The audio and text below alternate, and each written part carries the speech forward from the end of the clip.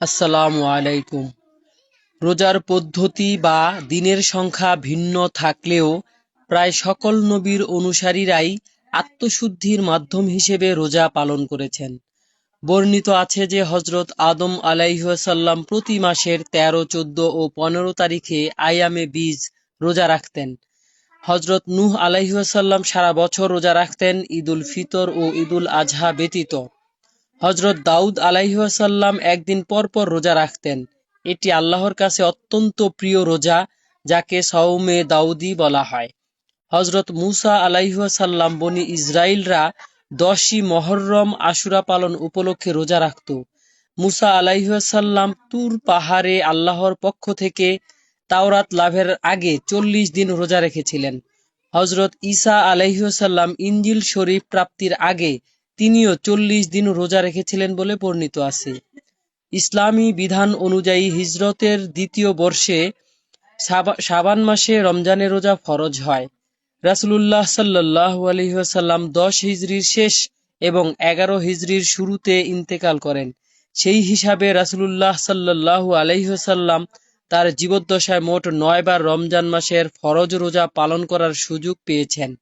এই ৯ বারের প্রতিটি রমজান মাসই ছিল ২৯ দিন, চাঁদ দেখার উপর ভিত্তি করে। অন্যান্য রোজা ও রাসূল সাল্লাল্লাহু আলাইহি ওয়াসাল্লামের আমল।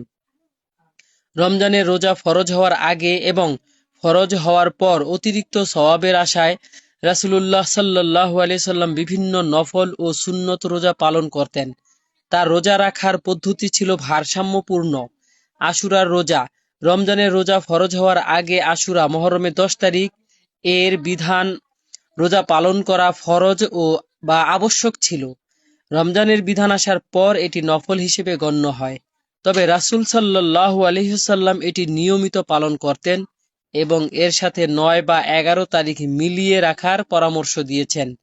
আইয়ামে বীজের রোজা প্রতিটি আরবি মাসের ১৩, ১৪ এবং ১৫ তারিখ রাসূল সাল্লাল্লাহু আলাইহি ওয়াসাল্লাম রোজা রাখতেন। একে আইয়ামে বীজ বা শুভ্র দিনগুলো রোজা বলা হয়।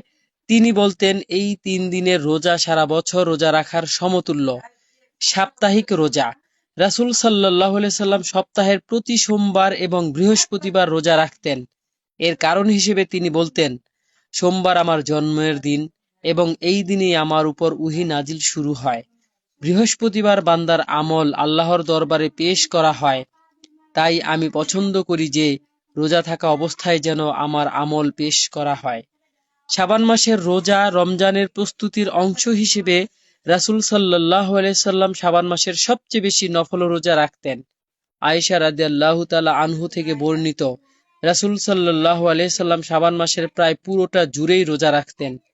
শাওয়ালের ৬ রোজা।